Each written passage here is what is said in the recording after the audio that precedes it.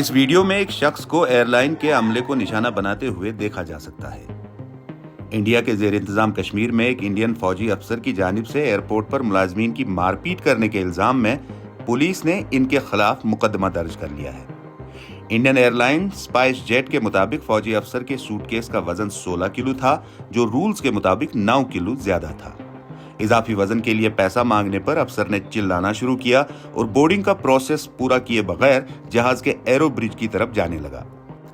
جب سیکیورٹی اہلکاروں نے لیفٹیننٹ کرنل کو واپس ہال میں لایا تو وہ اسپائس جیٹ کے ملازمین پر بھڑک اٹھے۔ کمپنی کا الزام ہے کہ افسر نے قطار کے سٹینڈ اور ایک سائن بورڈ سے کئی ملازمین کی شدید مار پیٹ کی، جس کے نتیجے میں ایک ملازم بے ہوش ہو کر فرش پر گر پڑا۔ تاہم فوجی افسر نے اسپائس جیٹ ایئر ویز کے خلاف جوابی FIR درج کروائی ہے، جس میں ان کا الزام ہے کہ ان کی بے عزتی کی گئی، جس کی وجہ سے ان کی فلائٹ چھوٹ گئی۔